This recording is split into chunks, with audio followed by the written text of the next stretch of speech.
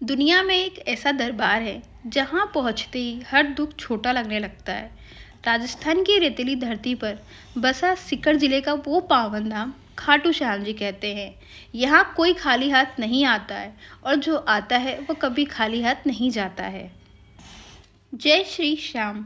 आज मैं आपको ले चल रही हूँ कलयुग के अवतारी हारे के सहारे बाबा श्याम के दर्शन कराने, रिंगस से खाटू की उन गलियों तक जहाँ हर कदम पर बस एक ही नाम गूंजता है। यहाँ की मिट्टी में भी एक अलग ही सुकून है। पांडु पुत्र भीम के पौत्र और घटोत्कच के पुत्र बर्बरिक, जिन्होंने धर्म की रक्षा के लिए अपना शीश दान कर दिया था, भगवान कृष्ण ने स्वयं उन्हें वरदान दिया कि कलयुग में वे उनके नाम श्याम से पूजे जाएंगे। तो आप सभी भी मेरे साथ चलिए, हम बाबा श्याम के दर्शन करते हैं।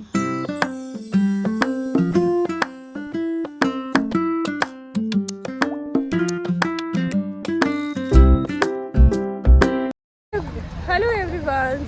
इस वक्त मैं हूँ खाटू में और अभी सुबह के 7 बज रहे हैं। मैं जा रही हूँ बाबा श्याम के दर्शन करने के लिए और सुबह सुबह इतनी ज़्यादा चहल पहल हो गई है, मैं आपको दिखाती हूँ। सुबह सुबह इतनी भक्तों की भीड़ हो चुकी है। देखिए ये है रास्ता बाबा श्याम के मंदिर की तरफ में जा रहा है और रास्ते में आपको बहुत सी शॉप दिख जाएगी प्रसाद की, खाने पीने की, जहाँ से प्रसाद वगैरह ले सकते हैं, खाना पीना खा सकते हैं।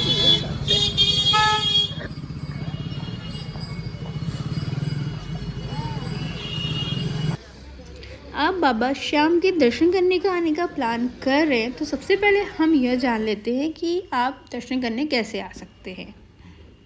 यदि आप बाय ट्रेन खाटू आने का प्लान कर रहे हैं तो खाटू का नियरेस्ट रेलवे स्टेशन रिंगस से खाटू श्याम जी की दूरी अप्रॉक्स 30 किलोमीटर है। आप रिंगस आ जाइए और रिंगस से आपको खाटू श्याम जी के लिए ईजिली शेयरिंग रिक्शा या फिर कैब मिल जाएगी।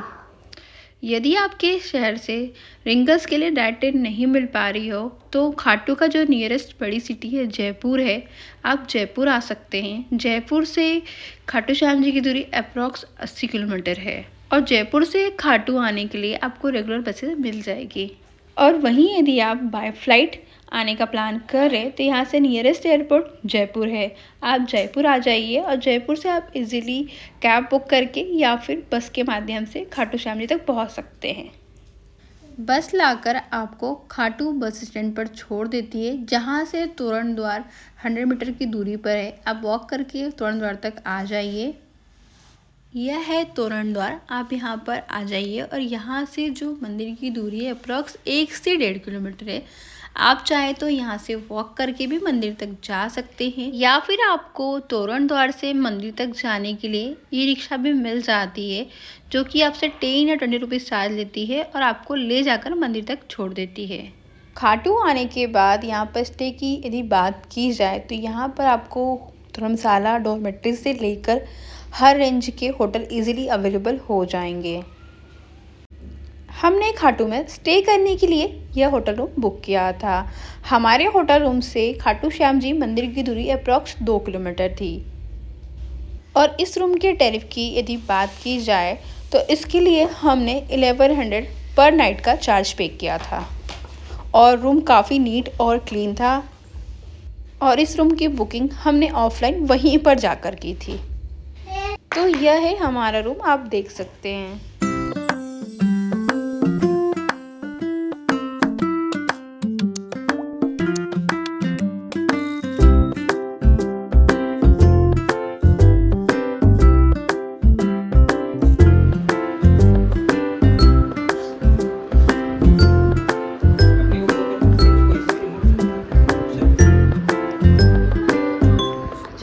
रात में हम खाटू पहुंच चुके थे और फिर अभी सुबह सुबह हम उठकर जल्दी से रेडी हुए। सुबह के भी 7 बज रहे हैं और हम निकल गए हैं दर्शन के लिए। और इतनी सुबह भी आप देख सकते हैं काफ़ी शॉप्स खुल गई है, काफ़ी रौनक दिख रही है और बहुत से श्रद्धालु दर्शन के लिए निकल चुके हैं। श्याम बाबा के दर्शन करने जाने से पहले हम अभी जा रहे हैं श्याम कुंड। आप भी ब्लॉग में बने रहिए, हमारे साथ चलिए। कुछ दूर चलने के बाद अभी हम पहुंच चुके हैं श्याम कुंड। श्याम कुंड, इस कुंड की कुछ ऐसी मान्यता है कि दर्शन करने से पहले यहाँ स्नान करना शुभ होता है। यह वही पवित्र जगह है जहाँ पर महाभारत के समय वीर बर्बरीक का कटा हुआ शीश मिला था। श्याम कुंड के लिए गेट से अंदर एंट्री करते ही आप आगे जाते हैं तो आपको अपने राइट हैंड साइड पर फुटवेयर स्टैंड देखने को मिलेगा, जहां पर आप अपने फुटवेयर्स रखवा सकते हैं।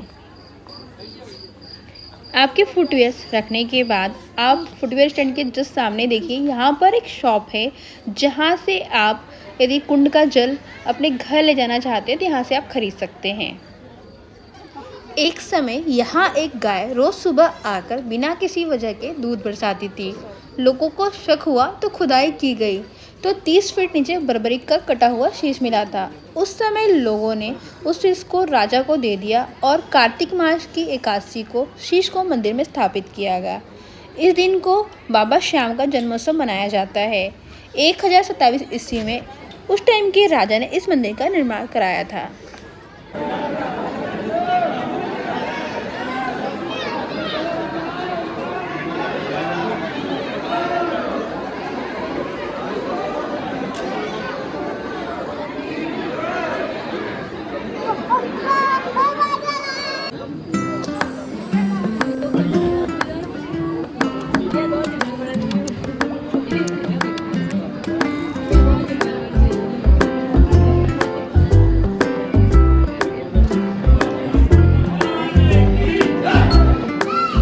अभी मैंने आपको श्याम कुंड के दर्शन करवाए। हम भी वहाँ गए, हम थोड़ा सा पानी अपने पे छिड़क लेंगे, हम थोड़ा दिन से नहा के आए थे, पानी छिड़का। अब हम जा रहे हैं मंदिर में दर्शन करने के लिए।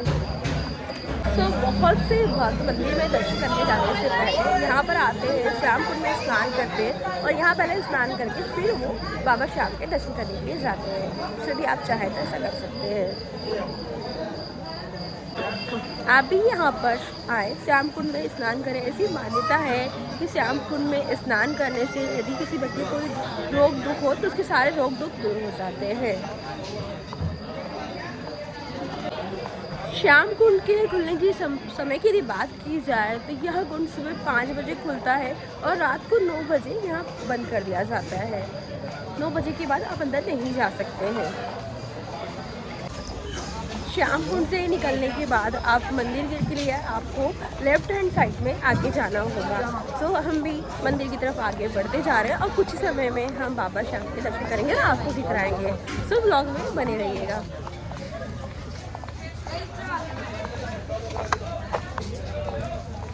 अभी हम बाबा श्याम के मंदिर पहुंच चुके हैं और आप देख सकते हैं यहाँ पे श्रद्धालुओं की भीड़ किस तरह लाइन में लगी हुई है। तो चलिए चलते हैं, हम भी लाइन में लगते हैं। ठीक है, जहाँ से आप एंट्री लेते दर्शन करने के लिए वहीं पर यहाँ पर फुटवेयर स्टैंड बना है, जहाँ पर आकर आप अपने फुटवेयर रख सकते हैं। इसके लिए आपको 5 रुपये पर पैर के लिए चार्ज करने होंगे। सो हमने भी हमारे फुटवेयर स्टैंड पर रखवा दिए हैं। अब चलिए चलते हैं, चल के लाइन में लगते हैं दर्शन के लिए और देखते हैं दर्शन में कितना समय लगता है। वो मैं आपको अगले ब्लॉग में शेयर करूँगी। भीड़ तो बहुत ज़्यादा हो रही है। मंदिर में दर्शन करने की क्या व्यवस्था है? यदि आप बाबा श्याम के दर्शन नज़दीक से करना चाहते हैं तो मंदिर में जो लाइन से लगी हुई है, आप लेफ़्ट साइड की सबसे पहली लाइन में लगिएगा। यदि आप लेफ़्ट साइड वाली पहली लाइन में लगते हैं तो आप बाबा श्याम के दर्शन काफ़ी नज़दीक से कर पाते हैं।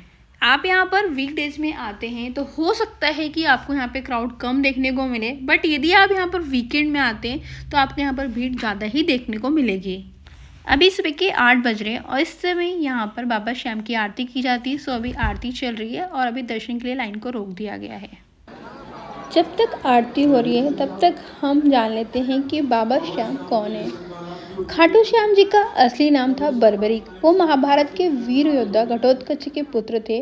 उन्होंने बचपन से ही शिवजी और माँ दुर्गा की भक्ति की और उनसे 3 अचूक बाण प्राप्त किए और एक अजय धनुष जिससे वो पूरी दुनिया जीत सकते थे। बर्बरीक ने वचन दिया था कि मैं हमेशा हारने वाले के बच्चे के साथ लड़ूंगा। इसका मतलब यह था कि अगर कौरव हारते हुए दिख रहे होते तो वो उनकी तरफ हो जाते और पांडव हारने लगते तो वो उनकी तरफ हो जाते। इससे युद्ध कभी ख़त्म ही नहीं होता, क्योंकि बर्बरीक जिसे भी सपोर्ट करते वो जीत जाते। इसे देखकर श्री कृष्ण जी समझ गए कि अगर बर्बरीक ने युद्ध में भाग लिया तो यह युद्ध न धर्म के लिए होगा, न ही न्याय के लिए होगा, बल्कि यह उनकी 3 बाणों के चमत्कार के लिए होगा। तो श्री कृष्ण जी ने बर्बरीक से शीश दान मांगा और बर्बरीक ने बिना झिझक के अपना शीश दान दे दिया। किंतु श्री कृष्ण जी से विनती की कि वह यह युद्ध देखना चाहते हैं। तब श्री कृष्ण ने वरदान दिया कि तेरा शीश युद्ध क्षेत्र के एक पहाड़ी पर रखा जाएगा और तू पूरा युद्ध अपनी आंखों से देखेगा। और श्री कृष्ण ने खुश होकर कहा, तू इतना बड़ा भक्त है कि कलयुग में तू श्याम के नाम से पूजा जाएगा, तुझे लोग खाटू श्याम के नाम से याद रखेंगे। आरती भी पूरी हो चुकी है, सो चलिए चलते हैं और हम दर्शन करते हैं।